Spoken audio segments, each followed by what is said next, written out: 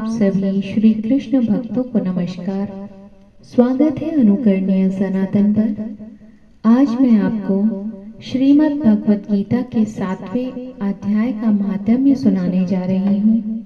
माना जाता है कि पितृ पक्ष के दौरान अगर नित्य 7वें अध्याय का महात्म्य सुना जाए तो इससे पितृ प्रसन्न होते हैं और अपना आशीर्वाद देते हैं। अगर किसी जातक के ऊपर पितृ दोष है तो उसे इससे भी मुक्ति मिलती है। आइए श्रवण करते हैं पावन महात्म्य। सभी बोले श्री ओम नमः शिवाय। भगवान शिव कहते हैं, हे पार्वती, अब मैं 7वें अध्याय का महात्म्य बतलाता हूँ, जिसे सुनकर कानों में अमृत भर जाता है। पाटलिपुत्र नामक एक दुर्गम नगर है, जिसका द्वार बहुत ही ऊंचा है। उस नगर में शंकुकर्ण नामक एक ब्राह्मण रहता था। उसने वैश्यव्रती का आश्रय लेकर बहुत सारा धन इकट्ठा किया, किंतु ना तो कभी पितरों का तर्पण ही किया और ना ही देवताओं का पूजन किया। वह धन के लालच से केवल धनी लोगों को ही भोज दिया करता था। एक समय की बात है, उस ब्राह्मण ने अपना चौथा विवाह कराने के लिए पुत्रों और बंधुओं के साथ यात्रा की। मार्ग में आधी रात का समय जब वह सो रहा था, तब कहीं से एक सर्प आकर उसकी बाजू में काट लेता है।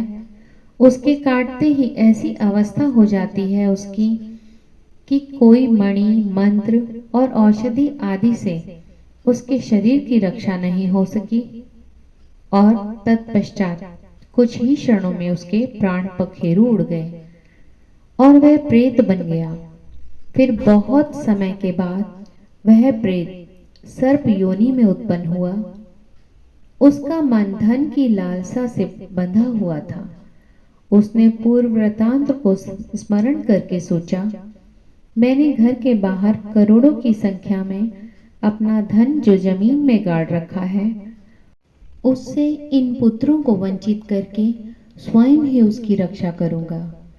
सांप की योनि से पीड़ित होकर पिता ने एक दिन स्वप्न में अपने पुत्रों के समक्ष आकर अपने मनोभाव बताए। तब उनके पुत्रों ने सवेरे उठकर बड़े विस्मय के साथ एक दूसरे से स्वप्न की बात कही। उनमें से मंझला पुत्र कुदाल हाथ में लिए घर से निकला और जहां उसके पिता सर्प योनि धारण करके रहते थे, उस स्थान पर गया।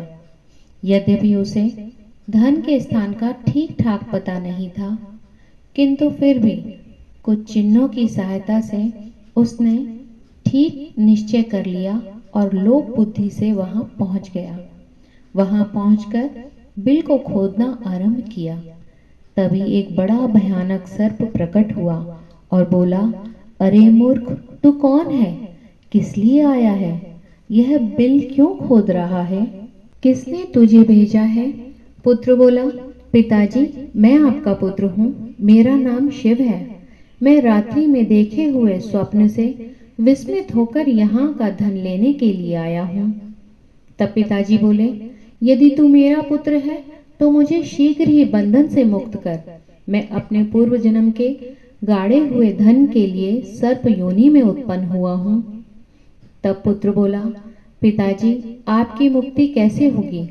इसका उपाय मुझे बताइए, क्योंकि मैं इस रात में सब लोगों को छोड़कर आपके पास आया हूँ।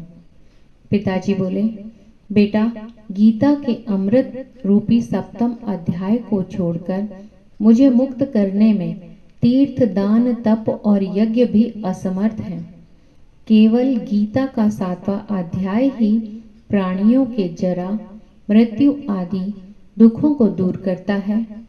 हे पुत्र, मेरे श्राद्ध के दिन गीता के 7वें अध्याय का पाठ करने वाले ब्राह्मण को श्रद्धा पूर्वक भोजन कराओ। इससे निसंदेह मेरी मुक्ति हो जाएगी।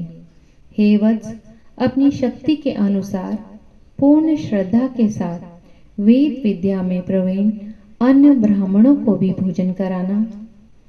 सर्प योनि में पड़े हुए पिता के ये वचन सुनकर सभी पुत्रों ने उनकी आज्ञा अनुसार तथा उससे भी अधिक किया। तथा शंकुकर्ण ने अपने सर्प शरीर को त्याग कर दिव्य देह धारण किया और सारा धन पुत्रों के अधीन कर दिया।